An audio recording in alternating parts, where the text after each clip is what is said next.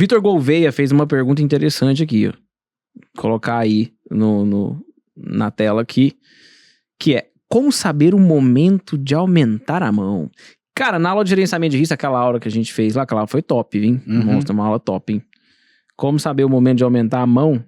Bicho, acho que, assim, essa questão de aumentar a mão vai ser sempre é sempre um desafio para todo mundo. Então você precisa ter uma regra para aumentar a mão e seguir essa regra. Só que se a regra for ruim, você vai descobrir rápido, né? Minha opinião, para aumentar a mão, primeiro, eu não gosto de aumentar a mão no ano. Só se eu estiver operando pequeno. Quem opera pequeno, eu até acho que, beleza, dá pra aumentar a mão.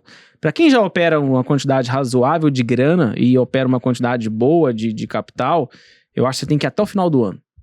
Com a mesma mão. Tipo, com o mesmo limite de loss, vamos assim se dizer, né? E é bom a gente falar que não importa o tamanho da sua mão. Importa quanto você aceita perder. E se o seu stop ele é bem posicionado, né? Então tem gente, por exemplo, que fala, aceito perder 10 mil, mas quer operar 500 mini.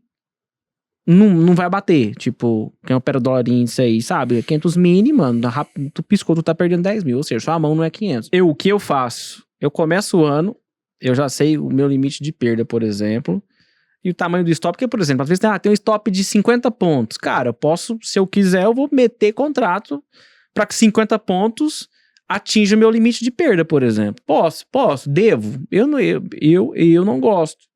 Entendeu? De cara assim, não. Vou entrar com a minha mão cheia. Um stop muito frágil, né? Exatamente. Um stop fácil ali e tal, né? Então, enfim, compensa muito mais trabalhar um risco-retorno do que ficar aumentando a mão por causa... esse stop é de 100 pontos.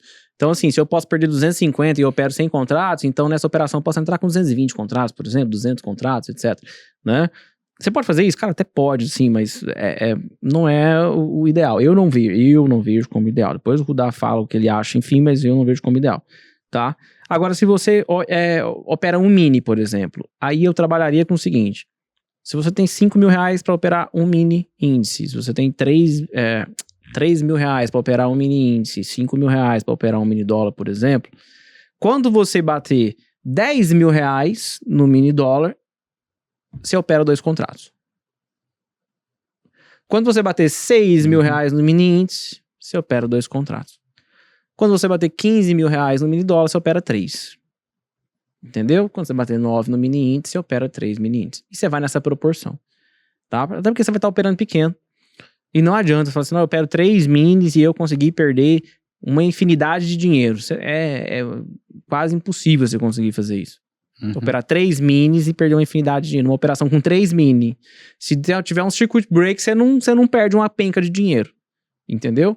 Então, assim, né? Ninguém quebra. Você fala, eu quebrei, né? Porque você já era quebrado, aí, enfim, né? Então, é o que eu faria.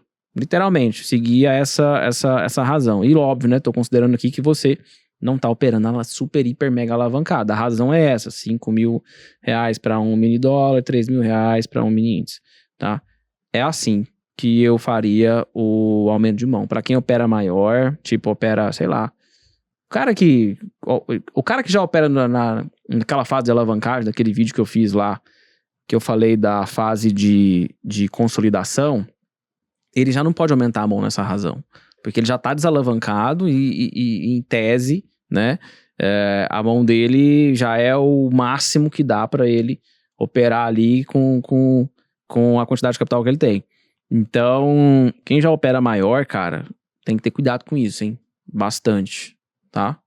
Tenha cautela com isso. E boa. O senhor? Qual que é o nome do rapaz? É o Vitor Gouveia. Victor, de forma geral, aumento de mão, eu acredito mesmo que você vai se sentir vai chegar um momento que você vai se sentir confortável, mas eu trabalho basicamente, eu não penso em pontuação, eu realmente não penso nisso e também não penso em quantidade de contratos. Eu vejo qual que é o risco daquela operação, qual que é o tamanho, então logo quanto que é o risco daquela operação, e eu vejo quantos contratos eu consigo colocar lá dentro. Quantos contratos, quantas ações, o que for. Eu vejo quanto que eu consigo colocar lá dentro, baseado no meu stop técnico. Logo, dito e posto, o meu stop ele vai ser sempre uma proporção do meu capital total. Sempre uma proporção do meu capital total. 0,5%, 0,3%, 1%, depende um pouquinho da situação. Logo, quando eu consigo aumentar o meu capital total, aí aqui eu começo a chegar numa situação onde eu posso tanto aumentar a mão quanto diminuir a mão, depende da situação. Agora, o que o Vasco falou também é super verdade. O seu stop, ele não é medido única e exclusivamente pelo seu capital ou pelo gráfico. O seu stop também é medido por quanto você aguenta. Tá? Então, eu não consigo imaginar uma pessoa física que consegue tomar um stop no Intra 2 de, sei lá, R$500 mil, 500 paus. Assim, não consigo entender como uma pessoa consegue ficar normal com isso. A gente tá falando de um apartamento, né? Em 2 minutos, puf, o apartamento evapora. Não consigo ver isso daí como uma coisa real.